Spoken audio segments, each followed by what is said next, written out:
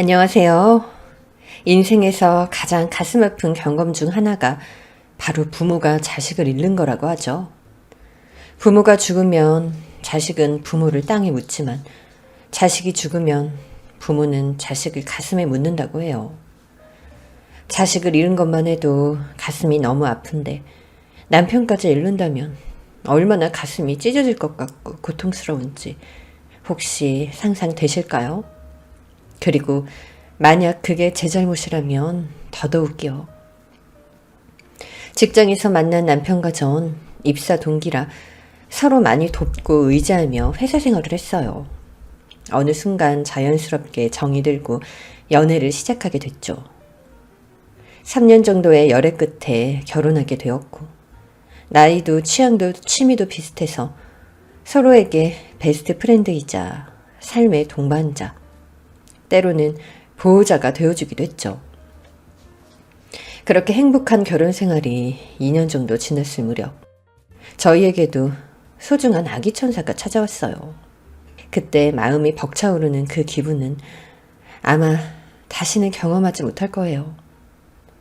임신을 했다는 걸 딱 알았던 그 순간 이전에 한 번도 경험하지 못했던 수많은 감정들이 한꺼번에 몰아쳤거든요. 아이가 태어난 날 처음 아이를 안아들었을 땐 그것보다 더 큰 감정들이 느껴졌어요. 막 태어난 아이는 너무 작았어요. 너무 작고 소중한 내 아이. 무슨 일이 있어도 널 지켜줄게. 그 자그마한 아이가 입을 오물거리고 손가락을 꼬물거리는 걸 보며 내가 어떻게 이렇게 예쁜 아기를 낳을 수 있었을까 하염없이 바라보게 되었어요. 육아가 늘 이렇게 행복하고 즐겁지만은 않았어요. 물론 힘든 순간도 있었죠. 밤새 우는 아이를 달래느라 정작 전 한숨도 못 자기도 했고 전몸살을 심하게 앓아서 가슴은 너무 아프고 마음대로 씻지도 눕지도 못하는 날들의 연속이었죠.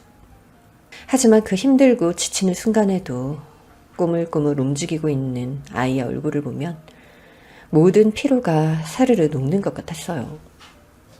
눈에 담기에도 시간이 부족한데 아이는 왜 이렇게 하루빨리 자라나는지 아직 기억하고 싶은 순간이 많은데 시간은 빠르게 흘러갔어요. 처음 엄마라고 불렀던 날, 아이가 걷고 뛰던 날, 처음 그 작은 몸으로 가방을 메고 어린이집에 가던 날, 사랑스럽게 웃던 순간들도 모두 소중하지만 울고 떼쓰던 모습들도 모두 기억 속에 남아요. 그리고 아이를 키우는 모든 과정에서 남편 역시 저에게 너무 든든한 조력자가 되어준 고마운 사람이었죠. 다른 부부 중에는 아이를 낳고 나서 많이 싸우고 힘들어한다는 이야기도 있었지만 다행히 저희와는 먼 이야기였어요. 아이가 초등학교에 들어간 첫 여름방학, 처음으로 맞이하는 여름방학과 곧 맞이할 생일을 기념하며 저희 가족은 오랜만에 캠핑을 하러 가기로 했어요. 얼마 전 내린 비 때문에 계곡물이 불었다고 들었지만 마른 것보다 오히려 괜찮겠지라는 생각을 했어요. 그리고 이렇게 날이 좋은데 그동안 물도 많이 줄었을 거라 생각했죠. 잠자리채와 곤충 채집통을 침대 옆에 가져다 두고 수영복과 물안경, 새로 산 튜브를 챙기면서 신나서 자기 전까지 제잘거리는 아이를 보니 바쁜 시간을 쪼개서 무리해서라도 여행을 가길 잘했구나 생각했어요.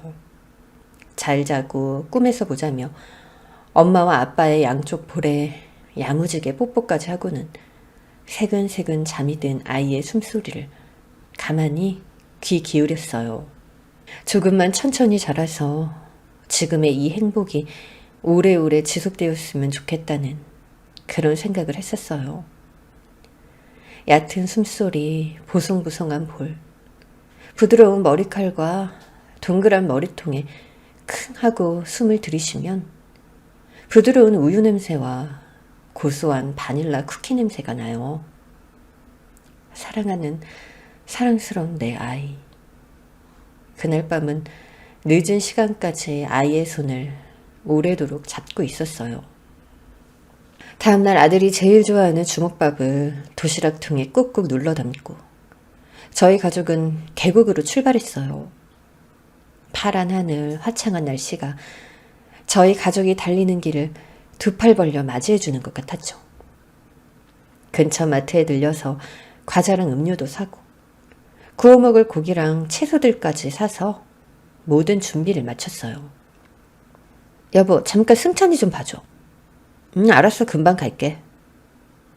저희는 캠핑장에 도착해 짐을 내리고 준비된 자리에 텐트를 치기 시작했어요.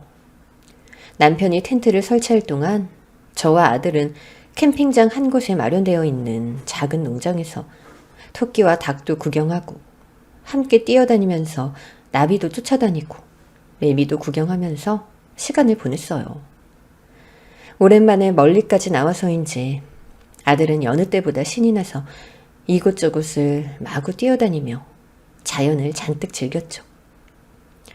산의 해는 금방 지기 시작했고 저희는 준비된 불을 이용해 위에 철판을 올려 고기를 구웠어요. 솔솔 나는 고기 냄새에 실컷 놀다 깜빡 잠들었던 아들도 어느새 부스스 눈을 떴죠. 엄마 뭐야? 고기 먹어? 일어났어? 찬이 좋아하는 돼지고기도 있고 아빠가 소시지도 구워주신대. 소세지? 나 소세지 먹을래. 그래. 그럼 엄마랑 같이 가서 먹자. 타닥타닥 타오르는 불소리와 맛있게 익어가는 고기의 냄새. 환하게 웃고 있는 남편과 그를 따라 작은 입을 야무지게 오물거리며 흥이 났는지 좋아하는 동요를 흥얼거리는 아들. 쏟아질 듯 내리는 별을 담은 하늘과 아직 어딘가 남아있는 듯한 달큰한 꽃향기까지. 모든 게 완벽한 여름밤이었어요. 여행 첫날을 그렇게 마무리한 후 다음날 우리는 눈을 뜨자마자 과일과 간식을 챙겨서 근처에 있는 계곡으로 이동했어요. 평일이라 그런지 생각보다 사람이 별로 없어서 저희는 편안하게 자리를 잡고 물놀이를 준비했어요. 아들은 아빠를 따라 준비운동까지 철저하게 하고 신이 나서 물속으로 뛰어갔죠. 아빠와 물장구를 치는 사이 전 아이가 가져온 튜브에 바람을 불어넣었어요.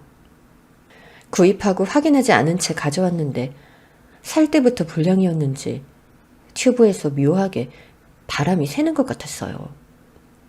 그런데 다 불고 나니 불어놓은 튜브가 다시 쪼그라들거나 할 정도로 새는 것도 아니고 살짝 눌러봐도 괜찮은 것 같길래 그냥 기분 탓이었나 하면서 아이에게 튜브를 건네주었죠. 저희가 자리 잡은 곳 근처는 아이 무릎 정도 오는 낮은 높이의 계곡이라 튜브는 아이가 그냥 의자처럼 앉아있는 용도로 사용됐어요. 아빠와 함께 송사리를 잡으러 다니고 서로 물장구를 치면서 물을 뿌리고 신나는 웃음소리가 끊이지를 않았죠. 전 몸 상태 때문에 같이 물놀이 하지는 않았지만 남편과 아이가 노는 모습을 계속 사진으로 남기고 지켜보면서 함께 웃고 떠들었어요. 그렇게 얼마의 시간이 흘렀을까? 전 깜빡 잠이 들었는데 아이와 남편의 다급한 목소리에 눈을 떴어요. 찬아, 괜찮아. 겁내지 마. 조금만 참아. 아빠 무서워. 여보, 찬이가. 눈을 떠보니 한 손은 튜브를 잡고 있는 아이가 물살에 휩쓸려 계곡의 다른 쪽으로 떠내려가고 있었어요. 튜브는 바람이 빠졌는지 반 이상 줄어들어 쪼그라들어 있었고 아이가 줄어드는 튜브에 몸을 의지한 채 간신히 떠있는 듯 했죠. 아이를 구하러 남편이 다가가는데 그곳만 유독 깊은 곳인지 목까지 잠긴 남편이 허우적거리며 헤엄쳐가고 있었어요. 여보, 찬아! 전 깜짝 놀라 소리쳤죠. 아이는 패닉 상태가 되어서 울고 남편은 이제 얼굴을 간신히 내놓은 채 아이에게 다가갔어요. 전 어쩔 줄을 몰라서 발만 동동 구르고 있었죠. 튜브는 점차 바람이 빠져 아이는 점점 가라앉기 시작했어요. 아들을 부르는 남편의 다급한 목소리가 계곡이 울려 퍼졌죠. 남편이 아들을 겨우 붙잡은 그 순간 가슴을 얼마나 쓸어내렸는지 몰라요. 괜찮아, 찬아. 아빠 여기 있어, 괜찮아. 아빠, 엄마, 무서웠어. 아빠의 품에 안겨 엉엉 우는 아이와 남편을 보면서 안도하는 그 찰나. 아이를 안은 채 데리고 나오던 남편은 돌을 밟고 나오던 발이 미끄러졌는지 순간적으로 기우뚱하는 모습을 보이더니 하는 당황스러운 외마디 비명을 남기고는 아이와 함께 물속으로 사라졌어요. 여보, 찬아! 당황한 전 두 사람을 소리쳐 불렀지만 아무 대답도 없었어요. 그러더니 다시 아까 아이를 구해왔던 그 지점쯤에 두 사람이 허우적거리며 나타났어요. 남편은 아이를 잡으려 애썼지만 물살에 계속해서 휩쓸리며 아이의 손이 닿을 듯 닿아지지 않았어요. 아이 역시 살기 위해 끝도 없이 발버둥을 쳤고 조화된 튜브는 어느새 바람이 다 빠져 그 주변을 힘없이 떠다니고 있었죠. 아들은 힘껏 허우적거리며 아빠에게 손을 뻗어봤지만 계속해서 물살에 몸을 제대로 가누지 못하고 남편 역시 몸을 제대로 가누지 못했어요. 전 다급하게 119에 전화했고 도와달라며 주변에 소리를 질렀어요. 계곡 줄기를 따라 아래 위로 이동해 보았지만 저희 가족 말고 주변의 다른 사람들은 눈에 띄지 않았어요. 혹시 몰라서 도로 쪽으로 올라가 미친년처럼 맨발로 주변을 뛰어다녔죠. 그러다가 한 커플을 발견해서 도움을 청했어요. 들고 있던 튜브를 다급하게 들고 커플들과 자리로 돌아왔는데 어느새 남편과 아이의 모습은 보이지 않았어요. 여보, 찬아! 아무리 불러보아도 아무도 대답하지 않았죠. 저를 따라온 커플들은 어찌할 줄 모르며 저와 같이 아이의 이름을 불러주었어요. 그렇지만 아무 대답도 두 사람의 모습도 보이지 않았어요. 잠시 후 도착한 119가 현장에 도착했고 주변을 찬찬히 수색했어요. 그리고 온몸에 힘이 빠진 채 입술까지 하얗게 질린 남편과 아들을 물속에서 구해왔어요. 하지만 두 사람은 이미 숨을 거둔 후였죠. 여보, 찬아, 눈 좀 떠봐. 찬아, 아들, 눈 좀 떠봐. 엄마 여기 있잖아. 아이의 얼굴을 만지고 흔들어봐도 아들은 반응이 없었어요. 따뜻하고 부드럽던 아이의 얼굴도 차갑기만 하고 입술은 파랗다 못해 보라색이 되어 있었죠. 물에 잔뜩 젖은 아이를 부둥켜 안고 아무리 불러보아도 아이는 숨소리 한 번 내지 않았어요. 찬아, 엄마야. 엄마 여기 있어. 찬아, 눈 좀 떠봐. 제발 한 번만. 한 번만 눈 좀 떠봐. 엄마 한 번만 봐. 제발 찬아. 아무리 울면서 애원해도 움직이지 않았어요. 남편은 옆에서 응급처치를 받았지만 역시 반응이 없었어요. 두 사람 다 급하게 근처의 병원으로 이송되었고 응급차를 타고 이동하던 내내 전 울면서 그들의 이름을 부르는 것 말고는 할 수 있는 게 없었죠. 응급실에 도착해 상태를 살폈지만 아이는 이미 사망했고 남편은 미세하게 숨을 쉬고 있었지만 계속되는 응급처치에도 결국 깨어나지 못하고 사망했어요. 죄송합니다. 최선을 다했지만 사망하셨습니다. 의사 선생님과 간호사분들이 고개를 숙인 채 더 이상 아무런 처치도 진행하지 않은 그 순간 전 애써 잡고 있던 정신줄이 끊어지는 듯한 느낌이었어요. 그리고 눈앞이 잠시 까매지더니 그 자리에서 그대로 쓰러져 버렸어요. 눈을 뜨니 병원 침대에 누워있더군요. 깨셨어요? 갑작스러운 충격으로 잠깐 정신을 잃으셨어요. 저희 남편이랑 아들은요? 지금 선생님 오고 계시니까 자세히 설명해 주실 거예요. 가족분들도 조금 전에 도착하셨어요. 깨어나셨다고 알려드릴게요. 잠시 후 급하게 서울에서 내려온 친정 부모님이 커튼을 열고 들어왔어요. 해외에서 이 소식을 들으신 남편의 부모님도 급하게 한국으로 들어오는 중이라고 하셨어요. 아버지, 언니, 저희 이서방은요? 찬이는? 아까 병원에 같이 왔어. 아유, 어떡하니? 우리 딸 불쌍해서 어떡해. 넋이 나간 채 아들과 남편을 찾는 저를 보며 연신 흐느끼며 어머니가 말하더군요. 아버지 역시 옆에서 말없이 고개를 떨구고 계셨고요. 찬이 어딨어? 찬이, 어? 아까 물에서 나와서 엄청 추웠는데 애가 막 얼음처럼 차갑더라고. 수영복만 입고 여기 왔을 텐데 차에 찬이 옷 있는데 안 되겠다. 내가 가지고 와서 좀 입혀줘야겠어. 팔에 꽂힌 수액을 뽑고 자리에서 일어나려는 절. 부모님은 울면서 다급하게 말리셨어요. 아니야, 여기 있어. 안 가져와도 돼. 정신 차려야지, 지수야. 정신 차려야지. 찬이 추워. 옷 입혀줘야 돼. 애가 아까 얼음천처럼 차가웠다니까? 안 돼. 우리 찬이 감기 걸려. 찬이 기관지 약해서 감기 걸리면 안 된단 말이야. 찬이 옷 입혀줘야 돼. 엄마, 우리 찬이 어딨어? 어? 이서방은 또 어딨고? 아, 이서방이 찬이 옷 가지러 갔구나. 지수야, 제발 정신 차려. 응? 엄마, 아빠 부탁이야. 조사 내가 찾으러 갈 거야. 이거 놓으라고! 저 말리려는 부모님의 손을 뿌리치면서 남편과 아이를 찾으러 가겠다고 고래고래 소리를 질렀어요. 결국 의사와 간호사가 뛰어와서 진정제를 투여했어야 할 정도였죠. 그렇게 다시 몽롱한 기운으로 정신을 차릴 때쯤 부모님께서 남편과 아이의 장례 진행을 위해 이런저런 수속을 밟던 중이었어요. 그리고 전 침대 위에 누워서 다시 한번 남편과 아들을 잃었다는 절망감을 느껴야 했어요. 장례식은 남편의 고향인 인천의 한 장례식장에서 진행되었어요. 전 한순간에 남편과 아이를 모두 잃게 되었어요.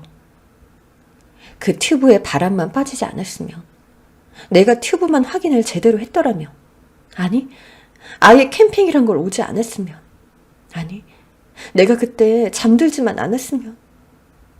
이런 생각들이 끝도 없이 꼬리에 꼬리를 물며 절 괴롭혔고, 전 두 사람이 떠난 것이 마치 다 제 탓인 것만 같았거든요. 장례가 진행되는 동안 뭐가 어떻게 돌아갔는지도 모르겠어요. 공항에서 바로 장례식장으로 달려오신 시부모님은 충격으로 할 말을 잃은 채 그 자리에 쓰러져서 끝도 없이 울기만 하셨어요. 두 분 다 너무 좋은 분이라 아무도 제 잘못이라거나 제 탓을 하시지 않으셨죠. 오히려 제 손을 잡아주시며 혼자서 많이 놀랐겠다. 몸은 괜찮니? 너라도 무사해서 다행이다 라며 절 위로해 주셨죠. 하지만 그 어떤 위로도 그때 제 귀에는 들리지 않았고 마음속에 닿지 않았어요. 장례가 끝나자마자 전 경찰 조사를 받아야 했어요. 물놀이를 하던 중 사고가 확실했지만 남편이 들어둔 사고보험과 사망보험금의 액수가 커서 사고의 경위에 대해 다시 한번 확실히 해야 했거든요. 그 누구도 제 탓을 하지 않았지만 전 그 과정조차 이 모든 사건이 사실은 제 잘못으로 일어난 제 탓인 것만 같았어요. 알고 보니 그 계곡은 원래 수심이 깊지 않아 사고가 적은 곳이지만 물높이가 높아지면 급류가 생기면서 회오리처럼 물속 깊은 곳 안쪽으로 물살이 거세져 종종 사고가 나는 곳이었다고 해요. 이전에도 사고가 난 적은 있지만 사망사고는 처음이었고 비가 많이 온 후가 아니면 평소엔 잔잔한 곳이라서 주의사항을 안내하는 내용을 붙여두지 않았다고 하더군요. 그걸 모르고 찾았다가 큰 물살에 휩쓸려버린 저희는 말 그대로 어쩌다 정말 재수가 없어서 생긴 사고였어요. 게다가 사망 당시 남편은 발목이 금이 간 상태로 아이를 데리고 나오던 중 계곡 바닥에 미끄러운 돌을 잘못 밟아 부딪히면서 다친 것 같다고 이야기하더군요. 그래서 더더욱 헤엄을 제대로 칠 수 없었던 것 같다고. 사건 조사 결과 완벽히 사고사였다는 것이 밝혀졌지만 전 제 탓이라는 죄책감에서 쉽게 빠져나올 수 없었어요. 그래서 장례식과 조사가 끝난 후 혼자 집에 틀어박혀 저 자신을 원망하며 하루하루를 보냈죠. 남편과 아이가 죽었다는 사실은 함께 살던 텅 빈 집에서는 익숙해지기 힘든 일이었어요. 잠이 들었다가 시계를 보고는 남편 퇴근 시간이라 깜짝 놀라며 밥을 짓기도 하고, 밥을 차리면서도 아이의 작은 식판을 꺼내 먼저 밥을 담아 올려두었다가 정신을 차리고 식판을 부여잡고는 엉엉 울고는 했어요. 밀어두었던 빨래를 개다가 남편 옷과 아이 옷을 접으며 숨이 끊어져라 울었고, 아이 방에 어질러진 장난감, 침대 밑에 들어간 양말 하나, 며칠째 메고 나가지 않은 초등학교에 입학하면서 새로 산 책가방, 끝이 살짝 다른 크레파스. 모든 곳에 아이의 손길이 살아있었어요. 정말 지금이라도 돌아보면 매트 위에서 놀고 있는 아이의 모습이 보일 것 같은데, 방 밖으로 나가면 좋아하는 간식에 우유 한 잔으로 세상을 가진 듯 행복하게 웃는 모습이 보일 것 같은데, 샤워를 막 마친 남편과 아이가 젖은 머리를 털어내며 뛰어나와 저에게 얼굴을 비빌 것 같은데, 분명 셋이 함께 떠났던 여행에서 저 혼자 돌아왔다니, 우리가 떠나기 전 모든 것이 그대로인 이 공간에서 달라진 게 내가 가장 사랑하는 두 사람이라니. 끝이 없는 무력감과 절망감, 자괴감이 절 짓누르고 어디까지 파여있는지 모르는 구덩이 안으로 계속해서 떨어져 내리는 것 같았어요. 잠이 들면 물속에서 허우적거리던 아이와 남편의 목소리가 들렸고, 눈을 뜨면 남편과 아이가 살아있을 때와 모든 것이 똑같은 이 집에서 저 혼자 남았다는 죄책감을 느껴야 했어요. 도저히 살 수 없었지만 아이를 잃은 같은 슬픔을 저희 부모님께 겪게 할 수도 없었죠. 어떻게 해야 할지 모르겠어요. 하지만 이곳에서 더 이상 살 수는 없을 것 같더라고요. 그러던 중 깊은 산속에 한 펜션을 보게 됐어요. 깊은 산속에 뚝 떨어져서는 나무와 자연으로 둘러싸여 고립된 모습이 마치 지금의 제 모습 같아서 제 마음을 이끌었어요. 무엇보다 주변에 강이나 계곡이 없다는 것이 마음에 들더군요. 무작정 전화해서 장기 숙박도 가능한지 묻고, 다행히 된다는 이야기를 듣고 그대로 짐을 싸서는 그곳으로 향했어요. 시간이 멈춘 그 집에서 그 어떤 것도 건들 수가 없어서 전 그냥 제 옷까지 몇 개만 들고 그대로 집을 나섰어요. 현관문을 닫으면서 마치 집을 영원히 시간 속에 가두는 듯한 기분이 들었죠. 차를 타고 한참을 달려 등도 제대로 들어와 있지 않은 어두운 산길을 오르고 올라 깊은 산속에 혼자서 떡하니 차려져 있는 펜션 앞에 도착했어요. 다행인지 불행인지 숙박객은 제가 전부더라고요. 전 체크인을 하고 방으로 들어가서 침대 위에 누웠어요. 나무로 된 펜션이라 침대에 누우니 시원하고 향긋한 나무 냄새가 났고, 나무가 수축했다 팽창하면서 삐걱대는 소리가 간간히 들렸어요. 창밖의 풀벌레 소리와 나무의 숨쉬는 소리, 멀리서 나직하게 들리는 올빼미의 울음소리까지 들리는 이 낯선 공간이 혼자만 있던 익숙한 우리 집보다 따스하고 포근하게 느껴졌어요. 그리고 정말 오랜만에 스르륵 눈이 감기며 잠에 빠져들었었죠. 다음날 오랜만에 푹 자고 일어나서 창밖을 보았어요. 빼곡히 세워진 나무 틈 사이로 내리쬐는 햇빛과 슬쩍 부는 바람에 일렁이는 나뭇잎, 멀리서 들리는 새소리. 그것 말고는 사람의 모습도 말소리도 들리지 않았어요. 저는 의자를 가져다 두고 창가에 앉아 내리쬐던 햇빛이 다시 노을로 석양으로 질 때까지 창밖을 바라보았어요. 그렇게 밤이 오고 하늘에 쏟아질 듯한 별이 내리면 다시 침대에 누워서 잠이 들었죠. 그것 말고는 아무것도 하고 싶은 의욕도 배고픔도 갈증도 느껴지지 않았어요. 그저 며칠 동안 하염없이 창문 앞 의자에 앉아서 풍경을 보다 해가 지면 잠을 자고를 반복했어요. 그렇게 3일쯤 지났을까. 아침에 눈을 뜨니 어지럽고 또 창문까지 걸어가기 위해 몸에 힘도 들어가지 않더라고요. 아, 그래. 이대로 이렇게 영원히 눈을 감는 거구나. 어쩌면 그것도 자연스러운 일이겠다. 그런 생각을 하면서 침대에 계속 누워서 꼼짝도 하지 않았어요. 다시 눈을 떴을 때 제 옆에는 죽 한 그릇과 물 한 컵이 놓여 있었죠. 팔에는 링거가 꽂혀 있고 수액을 맞는 중이었어요. 깨셨어요? 누구... 이게 뭐죠? 체크인할 때 인사드렸는데 기억 안 나세요? 여기 펜션 운영자인데 며칠째 방 밖으로도 안 나오시고 낮에 동생이 올라와서 문을 두드렸는데도 대답이 없으시더라고요. 차는 마당에 그대로 있길래 무슨 일이 생겼나 싶어서 들어왔더니 정신을 잃은 상태셨어요. 아, 제가 정신을 잃었었군요. 네, 아마 며칠간 먹지도 마시지도 않아서 탈수와 영양결핍인 것 같아요. 제 남편이 근처 요양병원 의사라서 급히 불렀더니 수액을 챙겨왔네요. 아, 그랬군요. 감사합니다. 아니에요. 죽은 제 남동생이 끓였어요. 정신 좀 차려지면 먹고 그냥 올려 드세요. 저희가 올라와서 치울 테니까.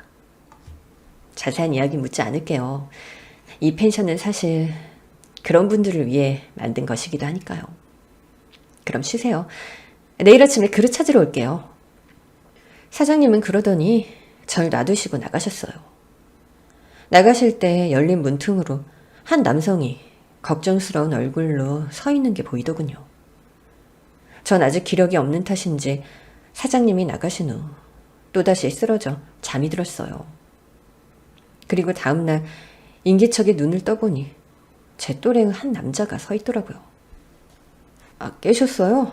그릇만 치워서 나가려고 했는데 더 쉬세요. 바로 나갈 거예요. 누구세요? 아, 전 여기 사장님 동생이에요. 여기서 운영하는 거 같이 도와주고 있는데 오전에 일어나면 드시라고 죽 좀 새로 끓여왔어요. 어제 그릇도 치워갈 겸 왔는데 안 드셨더라고요. 아, 네, 감사해요. 어제는 바로 잠이 들어서 못 먹었어요. 감사해요. 그리고 수액은 밤사이에 다 맞았길래 매형이 좀 전에 빼주셨어요. 누나는 매형 병원에 데려다 줄 겸 시내에서 장 좀 봐온다고 나갔고요. 죄송해요. 제가 말이 좀 너무 많죠. 아니에요. 괜찮아요. 알려주셔서 감사해요. 그렇게 죽이 있는 곳으로 고개를 돌렸더니 꽃 몇 송이가 유리병에 꽂혀 있었어요. 예쁘죠? 펜션 뒤에 있는 텃밭에서 직접 키운 애들 중 몇 명 데려왔어요. 저만 그런지 모르겠지만 전 예쁜 꽃을 보고 있으면 그래도 그날 하루가 좀 더 나아지더라고요. 다 괜찮아지는 것까진 몰라도 그냥 예쁘잖아요. 그는 그렇게 멋쩍은 듯 웃어 보이더니 실하며 그릇을 들고 나갔어요. 그가 서 있던 자리에는 유리병에 꽂혀 한껏 햇빛을 받는 꽃들과 방금 만들었는지 모락모락 김이 피어오르고 있는 죽, 그리고 물컵이 놓여 있었어요. 전 전날 애써 만들어준 죽을 다 남겨서 미안한 마음에 방금 가져다준 죽을 먹기 시작했어요. 이게 며칠 만에 먹는 따뜻한 식사인지 모를 정도였죠. 죽을 먹으며 창밖을 내다보니 아까의 그 남자가 화단에 피어있는 꽃에 물을 주는 모습이 보였어요. 다들 낯선 사람에게 참 친절하구나. 그런 생각을 하면서 죽을 다 비우고 다시 자리에 누웠죠. 누운 채로 테이블에 올려진 꽃을 계속 바라보았어요. 그리고 그러다 다시 잠이 들었습니다. 눈을 떠보니 어느새 창밖에 해는 지고 어스름한 저녁이 시작되고 있었고, 테이블 위에는 제가 먹은 죽그릇이 치워지고 또 새로운 죽이 놓여 있었어요. 그리고 매번 있던 물 한 컵 역시 같이 놓여 있었죠. 전 부스스하게 일어나서 죽을 먹고 물을 마셨어요. 그리고 다시 창밖을 바라보았다. 누운 채로 테이블 위에 꽃을 바라보다 잠이 들고, 다음 날엔 또 죽과 물 한 컵이 놓여 있었죠. 그렇게 또 며칠을 보냈을까. 눈을 떴더니 오늘은 스프랑 빵, 그리고 새로운 꽃이 놓여 있었어요. 몸을 일으켜서 창밖을 내다보니 마당에는 새로운 꽃이 들어와 있었죠. 전 식사를 비우고 오늘은 그릇을 직접 가지고 아래층으로 내려갔어요. 이제 몸 좀 괜찮아요? 1층에서 분주하게 정리하던 사장님이 저를 보더니 반가워하며 물었어요. 네, 덕분에요. 감사합니다. 아유, 감사는요. 동생은 밖에 있어요. 밖으로 나왔더니 창문으로만 보던 자연과 햇살, 바람, 잠시 잊고 있던 모든 살아있는 감각들이 한 번에 저에게 몰아쳤어요. 분명 익숙했던 것들인데 어느새인가 좀 낯설어진 것들이었죠. 마당에는 여러 꽃이 종류별로 심겨 있었어요. 제 방에 놓여있던 꽃들도 있었고, 아직 피어나지 않고 봉우리만 달린 꽃들도 있었죠. 신기하죠? 네? 꽃말이에요. 정말 신기해요.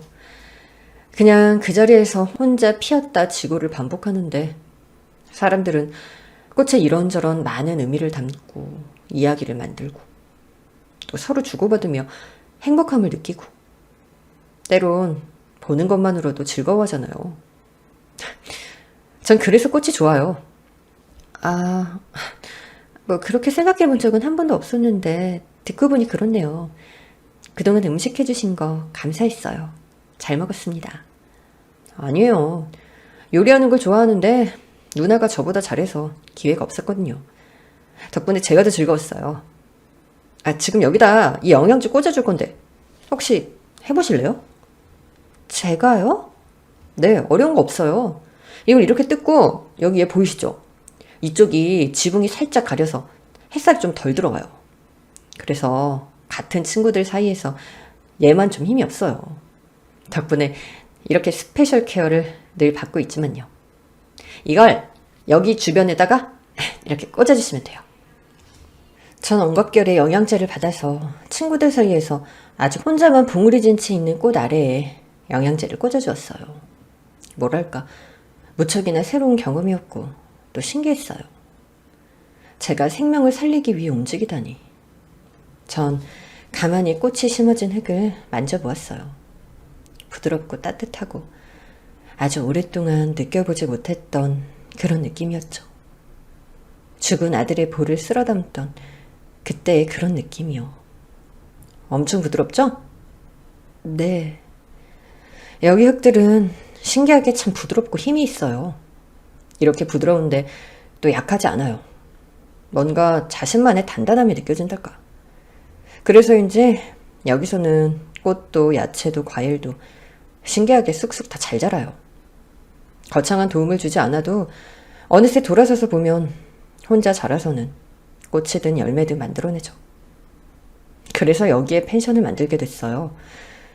지치고 힘들어서 잠시 숨을 곳이, 쉴 곳이 필요한 사람들이 이거 흙에 묻혀있던 씨앗들처럼 여기서 잠시 웅크리다 꽃이든 열매든 되어서 나가기를 바라는 마음으로요. 전 그 말을 계속 곱씹어보며 또 며칠을 창밖을 보며 지냈어요. 분명 힘이 되는 좋은 말이지만 과연 내가 그럴 자격이 있을까 하는 마음과 계속 싸우면서요. 다만 간간히 문 밖을 나가서 영양제를 꽂아둔 그 꽃이 오늘은 어떤지 상태를 살피는 것이 일과가 되었어요. 그 방에 틀어박혀서 창문과 침대를 벗어나지 않았던 제가 매일 일어나서 문 밖을 나선다는 것만으로도 사실 큰 변화였죠. 전 꽃을 살펴보며 매일 흙 위에 손을 얹어 가만히 쓸어보았어요. 영영 잃어버린 줄만 알았던 그리운 감촉이 온몸으로 느껴지는 듯 했거든요. 그 앞으로 누군가 목장갑을 쓱 내밀었어요. 저 좀 도와주세요. 네? 오늘 저녁에 고기 구울 거라서 장작 패야 되는데 혼자 힘들거든요. 그래도 둘이 하면 더 낫지 않을까요? 사장님의 남동생은 제게 목장갑과 도끼를 건네며 말했어요. 그래, 그동안 받은 것도 있고 당장 할 일도 없는데 이쯤이야 하는 생각으로 따라갔죠. 오, 잘하시는데요? 전에 해본 적 있어요? 아, 전에 남편이랑 같이... 전 말을 하다 말고 멈췄어요. 남편이 죽은 후에 처음으로 그에 대한 이야기를 입 밖에 꺼낸 거였거든요. 예전에 해봤어요. 시골 체험하러 갔을 때요. 오, 해봤다고 해도 실력이 장난 아닌데요? 재능이 있어요. 그는 장작을 모아오면서 절 물끄러미 쳐다본 후 말을 이었어요. 자연은 참 신기해요. 저희가 지금 자르고 있는 이 장작도 예전에는 살아있는 나무였잖아요. 그게 몇 살이 된 나무인지도 모르고요. 나이가 많을 수도 혹은 적을 수도 있죠. 살아있는 건 결국 모두 죽는다지만 열매가 식품이 되고 나무가 장작이 되고 뭐 그런 것들을 생각하면 어쩌면 모든 생명체의 산과 죽음엔 다 그런 이유가 있지 않을까. 결국은 어떤 목적이나 쓰임이 있지 않을까. 그래서 어떠한 죽음도 헛되지 않은 게 아닐까 하는 생각이 들어요. 생각이 참 깊으시네요. 이런 산속에 있다 보면 할 수 있는 게 생각밖에 없거든요. 저도 이 사실을 너무 늦게 알아서 그동안 많은 시간을 낭비했어요. 그나저나 제 이름은 명호예요. 안명호. 전 지수예요. 공지수. 반가워요, 지수씨. 사실 제가 예전에 손을 좀 다쳐서 장작을 펼 수는 있는데 모양이 다 엉망진창이에요. 저기 막 아무렇게나 부스러기가 생긴 게 혹시... 맞아요. 손에 힘이 제대로 안 들어가서. 지수씨 아니었으면 오늘 장작 준비 못할 뻔했어요. 근데 장작은 어디에? 이따 저녁 때 여기 마당에서 고기 구워 먹을 거예요. 저쪽에 누나가 화덕을 만들어서 종종 이렇게 먹거든요. 지수씨도 이따 같이 먹을래요? 아니요, 전 괜찮아요. 이거 다 된 것 같은데 혹시 더 필요해요? 아니에요. 이거면 충분해요. 고마워요. 오늘 덕분에 고기 맛있게 먹을 수 있겠어요. 아니에요. 그럼 고기 맛있게 드세요. 모두의 죽음은 헛되지 않다. 전 방으로 올라가서 그 말을 계속 생각해 보았어요. 모든 생명이 소중하다는 이야기는 많이 들었지만 모든 죽음도 의미가 있다니. 이전에 들어본 적 없던 이야기에 전 그 이야기를 계속 생각하며 가방에 들어있던 가족 사진을 꺼냈어요. 오랜만에 보는 아이와 남편이 환하게 웃고 있는 모습. 그렇게 그 사진을 한참 들여다보았어요. 똑똑. 네? 지수씨, 혹시 시간 있어요? 무슨 일이세요? 그게 누나가 매형을 데리러 갔는데 매형이 갑작스럽게 환자 상태 때문에 병원에서 식사하고 와야 할 것 같다네요. 고기 구우려고 이미 준비도 다 해놓은 상태라 혹시 시간 되시면 저랑 고기 좀 같이 제발 먹어주시면 안 될까 해서. 전 잠시 망설이다가 이내 그러겠다고 대답하고는 함께 내려갔어요.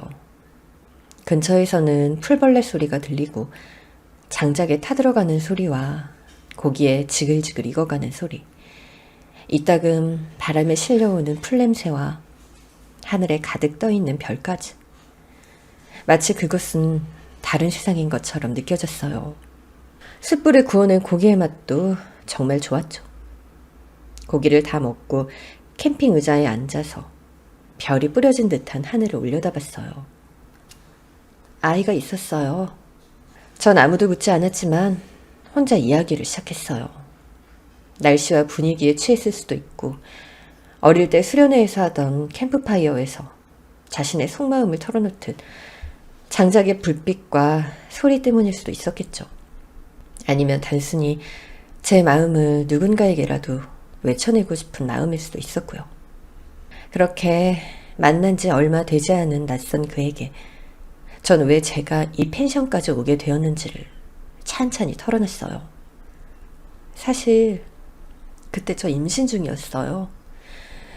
여행 중에 동생이 생겼다고 깜짝 선물로 이야기해 주려고 했는데 그런 사고가 생겼죠. 그때 저 혼자 물놀이를 못했던 것도 뱃속에 있는 아이 때문이었어요.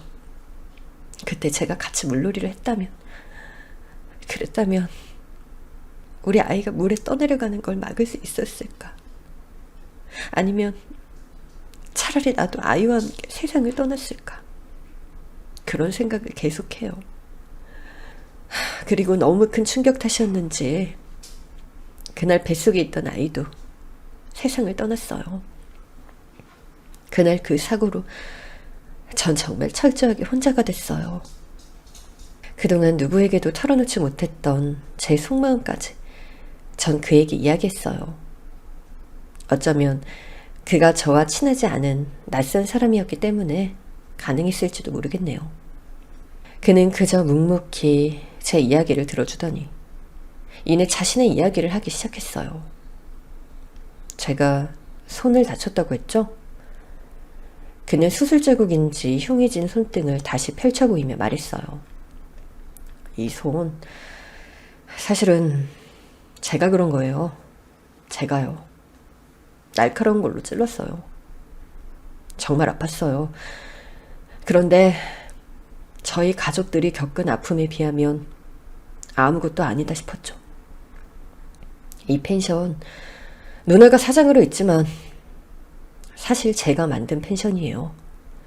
주변에 관광지도 없고 시설이 예쁜 곳도 아니고 깊은 산속이라서 어차피 아무도 오지 않을 펜션을 만든 거죠. 실제로 손님도 별로 없고요. 그때 이걸 만든 건 저도 제 세상으로부터 도망치고 있었어요. 어떻게든 도피처가 필요했고 그렇다고 혼자서 여기에 틀어박히면 가족들이 분명 걱정할 테니 뭐라도 하는 것처럼 보이면서도 또 혼자 지내고 싶어서 이 펜션을 짓게 된 거죠. 저한텐 사랑하는 아내와 예쁜 딸이 있었어요. 제가 세상에서 제일 사랑하는 사람이라고 생각했는데 그때 저 멍청하게도 제 딸과 아내보다 술을 더 사랑했나 봐요. 회식이다 영업이다를 핑계로 허구한 날 술을 먹었어요. 그날도 그는 잠시 말을 멈추고는 주머니에 들어있던 유리 조각 같은 열쇠고리를 꺼냈어요. 그날도 술을 먹고 있었어요. 회사 회식이라 핑계를 댔지만 사실 회사 내에서 마음 맞는 사람들끼리 술이 먹고 싶어서 만든 자리였죠. 신나게 술을 퍼마시면서 아내가 전화를 했길래 일부러 받지 않았어요. 어디냐, 뭐하냐, 왜 안 오냐, 언제 오냐. 그런 잔소리 들을 게 뻔하니까 피한 거죠. 그래서 전화기를 일부러 충전한답시고 카운터에 맡기고는 또 술을 미친 듯이 먹었어요. 그렇게 몇 시간 후 카운터에서 직원이 전화기를 가져다 주더군요. 전화가 너무 많이 와서 받으셔야 할 것 같다고. 아내의 전화와 메시지가 잔뜩 와 있었어요. 그리고 가장 최근에 왔던 번호는 모르는 번호였는데 아내에게 먼저 전화를 걸었더니 안 받더라고요. 그래서 그 모르는 번호로 걸었어요. 그랬더니 병원이었어요. 병원이라고 여기 아내랑 제 딸이 사고를 당해서 병원에 있다고. 그 말이 채 끝나기도 전에 그 병원으로 미친 듯이 뛰어갔어요. 도착했더니 연락받은 누나가 먼저 와 있더라고요. 왜 이제 오냐고. 너 또 술 먹었냐고. 얼마나 울었는지 퉁퉁 부은 눈으로 주먹으로 저를 때리면서 누나가 소리를 질렀어요. 누나에게 물어봤어요. 우리 와이프는? 소정이는? 어딨어? 어디가 다친 건데? 얼마나 아픈 건데? 라고 소리쳤죠. 누나는 악을 쓰듯 대답했어요. 왜 이제 와? 왜 이제 오냐고! 왜 이제 와? 누나가 가리킨 곳을 봤어요. 딸과 아내가 이동도 없이 누워있더라고요. 얼굴이랑 온몸에 긁히고 피가 난 상처들이 가득했어요. 고운 아내의 얼굴이 피투성이더라고요. 그 새하얀 얼굴이 그 조그만 아이가 숨을 쉬지 않고 누워있었어요. 나중에 메시지를 읽어보니 그날 아이가 갑자기 열이 많이 나서 병원에 가야 할 것 같다고 전화한 거더군요. 그래서 빨리 오라고, 같이 병원에 가자고 제가 차를 가져갔어서, 그래서 아내는 급하게 아이를 데리고 택시를 탔대요. 근데 그 택시가 역주행을 하던 다른 운전자와 크게 사고가 나서, 그래서 차에 타고 있던 기사님은 간신히 목숨은 구했는데, 아이가 아파서 아이를 안고 있던 아내와 아이는 그 자리에서 사망을 했다더라고요. 저도 여기 처음 왔을 때 내가 그때 술을 먹지 않았다면, 그 자리에 있었다면 아내와 아이를 살릴 수 있었을까? 매일을 고민하고 괴로워했어요. 이 유리는 그때 사고 났던 택시의 전조등 조각이에요. 다음날 사고 난 자리로 갔더니 굴러다니더라고요. 그때 일을, 그때 한심했던 나를 절대 잊지 말자는 뜻으로 이렇게 가지고 다녀요. 그리고 이 손은 그때 술잔을 기울이던 제가 원망스러워서 술 마시던 제 손을 찌른 거예요. 그리고 그 이후로는 술도 완전히 끊었어요. 저한테 생각이 깊다고 하셨잖아요. 아니에요. 전 그저 제 추악한 과거를 어떻게든 딛고 살아가려고 발버둥 치는 그냥 그런 한심한 놈이에요. 그는 그렇게 말하더니 씁쓸히 웃어 보였어요. 자신의 감정을 다 이야기하지 않았지만 전 왠지 그의 마음을 이해할 것 같았죠. 비슷한 경험 때문인지 한층 마음이 편안해지는 기분도 들었어요. 다음 날부터 전 그를 따라서 텃밭도 가꾸고 펜션에 이런저런 일을 돕기 시작했어요. 남편과 아들에 대한 생각을 완전히 떨칠 수는 없었지만 몸을 움직이고 땀을 흘리니 침대에 누워만 있을 때보다 좀 나은 것 같았죠. 사장님 내외랑도 친해져서 종종 시간이 날 때면 같이 저녁을 먹기도 했어요.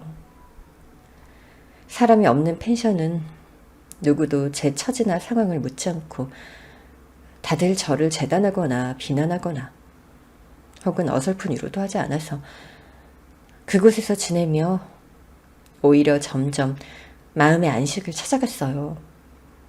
지금 생각해보면 자연 속에서 혼자서 무엇인가를 해내고 또 만들어내고 그리고 제 노력이 결실을 보는 과정을 보는 게 제 치유의 과정 중 하나였던 것 같아요. 그렇게 천천히 남편과 아이의 죽음을 받아들이고 거기서 느꼈던 죄책감은 어느새 점점 그리움으로 변화하고 있었죠. 어느새 펜션에서의 생활이 한층 익숙해졌고 가방 속에 밀어두었던 가족 사진도 방 한쪽에 올려둘 만큼 전 앞으로 나아가고 있었어요. 그동안 마음 졸였을 가족들에게도 전 잘 지내고 있다고 연락했어요. 그렇게 집을 떠나온 지 몇 달이 되었을까. 이곳에서 제 마음을 치유할 수 있도록 도와주고 가장 힘이 되고 의지가 되어준 명호 씨가 어느 날부터인가 보이지 않았어요. 사장님이 누나에게 물어봤지만 외부에 일이 있어 늦어진다는 이야기가 다였죠. 그렇게 그가 펜션을 비운 지 한 달이 넘었고 저는 뭔가 이상함을 느꼈어요. 아무리 외부에 일이 있어도 연락 한 번 없이 이렇게 오랜 시간 자리를 비우는 것도 이상했고 사장님이 전보다 외출 시간이 더 길어졌거든요. 그리고 명호 씨의 얼굴을 오랫동안 보지 않으니 문득 저도 몰랐던 감정이 들더라고요. 그 감정은 바로 그리움이었어요. 말해주세요. 명호 씨가 진짜 어디에 간 건지. 사장님은 저를 보고 잠시 망설이더니 차 열쇠를 집어들었어요. 따라와요. 말하는 것보다 보여줄게요.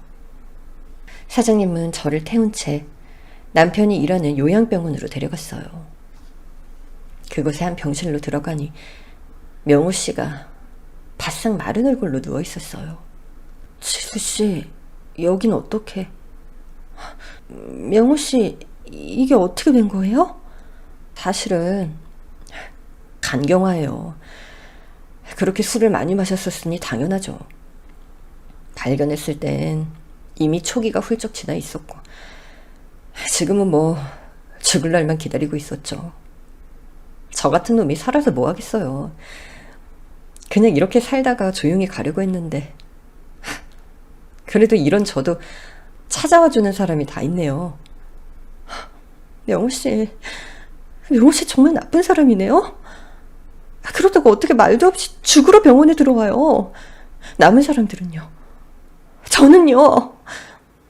이제 겨우 또다시 누군가에게 마음을 열기 시작했는데 그 누군가 때문에 다시 살아갈 결심을 했는데 그 사람마저 떠나버리면 전 어떻게 살아요? 지수씨, 죽지 말아요. 명호씨, 죽지 말아요. 제가 명호씨 살릴 거예요. 그렇게 전 그날 이후 병상에 누워있던 명호씨를 간호하기 시작했어요. 아들과 남편은 아무것도 하지 못한 채 그렇게 쉽게 보냈지만 명호씨만큼은 꼭 제 손으로 살리고 싶더라고요. 그래서 자지도 먹지도 않고 정성을 다해서 명호씨를 간호했던 것 같아요. 결국 1년 후 명호씨는 마침내 완쾌 판정을 받을 수 있었답니다. 그리고 그와 동시에 명호씨와 전 부부의 연을 맺었습니다. 그렇다고 저희가 서로의 죽은 가족들을 잊거나 한 건 아니었어요. 전 남편의 사망보험금으로 아이와 그이가 죽었던 그 계곡 앞에 비온 뒤 물살 위험지역 플랜카드와 표식을 만들어 붙이고 언제든 비상으로 사용할 수 있도록 튼튼한 밧줄과 구조용 튜브, 구명조끼가 들어있는 SOS 박스를 설치했어요. 명호 씨는 펜션에 술 때문에 어려움을 겪고 있는 사람들이 그로부터 멀어질 수 있도록 프로그램을 만들어서 운영했고 저와 명호 씨처럼 아픈 상처 때문에 힘들어하는 사람들이 방문해서 자신의 상처를 되돌아보고 치유해가는 시간을 보낼 수 있는 패키지도 만들었어요. 저희는 비슷한 아픔을 가진 사람들을 만나며 저희의 아픔도 공유하고 또 그들과 상처를 나누며 점점 상처들을 단단하게 만들어갔어요. 이 소식을 들은 저희 부모님도 그제야 정말 다행이라며 마음을 놓으셨고 죽은 남편의 부모님 역시 이 이야기를 들으시더니 그 애도 네가 자신 때문에 힘들게 사는 것을 원치 않을 거야. 우리 아들도 찬이도 분명 네가 자신들의 몫까지 더 열심히 행복해지기를 바랄 거다라며 제 새로운 인생을 응원해 주셨죠. 상처는 그저 묻어두고 묵혀두고 숨겨두는 게 그것을 잃는 가장 빠른 방법이라고 생각하게 됐어요. 하지만 저와 비슷한 상처를 가진 사람들을 만나고 그것을 드러내고 나누어 보니 상처는 마음속 상자에 넣어둔다고 저절로 낫는 게 아니란 걸 알게 됐어요. 오히려 꺼내고 드러내고 어디가 아픈지를 살펴보며 덧나지 않도록 계속 주의를 기울이고 그 위에 약을 덧발라줘야 낫는 거였죠. 혹시 지금 이 이야기를 듣고 있는 당신에게 마음속 상자에 숨겨둔 상처가 있다면 이제는 그 뚜껑을 열고 살펴보세요. 얼마나 심한 상처가 났는지, 그때 이후로 더 덧나거나 흉지지는 않았는지, 그리고 이제 더 이상 그 상자의 뚜껑을 닫지 않고 꺼내주세요. 약을 발라주세요. 당신의 마음이 더 이상 상처받지 않도록, 흉지지 않도록 말이죠.